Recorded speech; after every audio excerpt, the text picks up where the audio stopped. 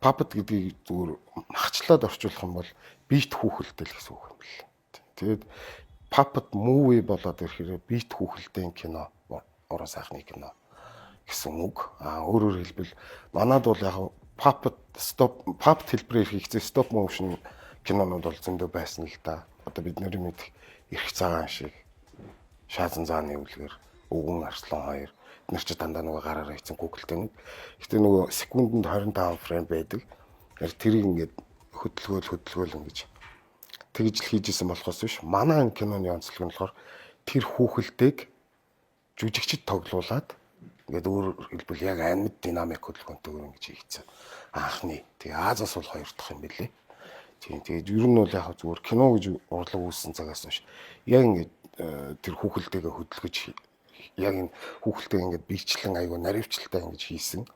Тэгж бүтээгдсэн кино бол 30 адхан байдаг юм билээ л тийм маш хоор тийм тэгэл. Кино урлагч өөрөө камерын маш олон өнцгөөс авч авах хэрэгтэй тий. Дээрээс доороос хажуу талаас хөдөлгөөнтэй эднэр гээд ингээд зураг авалт хийх ёстой. Тэгжиж кино болно. Хүүхэлдэйн театрын онцлог нь болохоор өөрөө болохоор зөвхөн хажуу талаас нөгөө зэрэгтэл зориулж нөгөө жүжигчтэнд нь ардаа нөгөө ширмнийхээ араар орж тоглодог.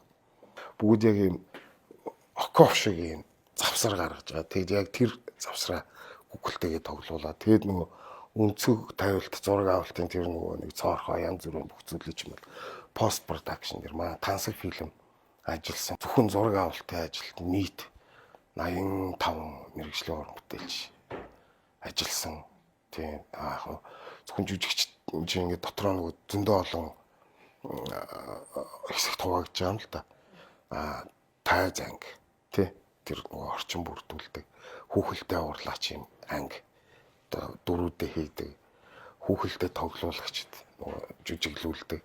Тэгэл одоо манай хүүхэлдэйн театрын үйлчлэгээний ажилтны хүртэл туурээс хийлээ сууж идэг тийм мундаг хамт олон юм байл л шүү. 18-9 оноос эхлээ кино хийнэ гэж яригдчихсэнийг би ерөөхдөө зүгээр сургийн дуулсан байсан. Тэгээд хүүхэлдэйн театр кино хийнэ хэрэг ямар сонирхолтой юм бэ гэсэн нэг тийм бодолтой яваад идэг гэсэн. Тэгээд 21 онд яг тэр шалгаруулалт нь явагдаад тэрэн дээр бол яг нэг 18-аас бараг 20 ч миний битгий продакшнууд хамт олон тэгээд хүүхдийн чиглэлээр уран бүтээл хийдэг бас уран бүтээлчд оролцсон тийм шалгаруулалт болоод тэгээд тэрэн дээр бол яг би 6 онц тритмент бичиж ороод тэгээд шалгарч ирсэн. Киноны нэр нь Пөдө гэж байна.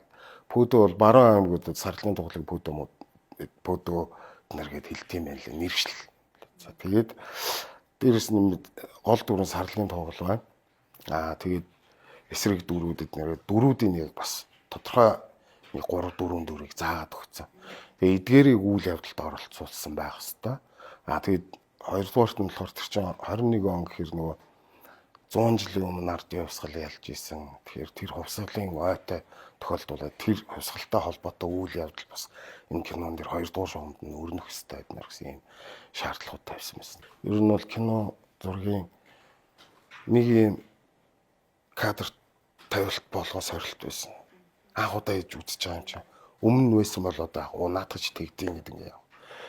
Тийм боломжууд нарт байгаагүй. Тэгэхээр ер нь бол энэ кино бүхэлдээ сорилт байсан. Хувь уран бүтээлч хүнийхээ хувьд гэрэл гээгийг түгээн дэлгэрүүлэхийг хичээж явдаг. Өмнө хийсэн яг хэдэн юмнууд маань бол эр зориг, үнэнч нөхөрлөл, хайр сэтгэл тэ энэ бүх зүйлүүдийг бас нэг харуулахыг хичээдэг байсан бол энэ удаад эх орон ямар үнэтэй бид нэр яг аль төвшөнд байгаа.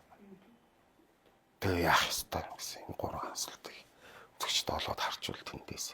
Аливаа зүйлийг хийхэд ялангуяа уран бүтээл хийхэд бол хүсэл эрмэлзлээр хийдэг штэ. Тэгээд бидний эдэн залуучууд анх эхлэхдээ энэ киног гадны зах зээлд гаргаж байсан.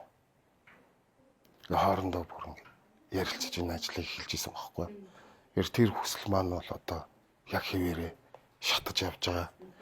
Тэгээд хэрвээ одоо санаагаар болдог бол одоо гадны зах зээл, кино наадмууд энэ бүх зүйл дээр бас ингэ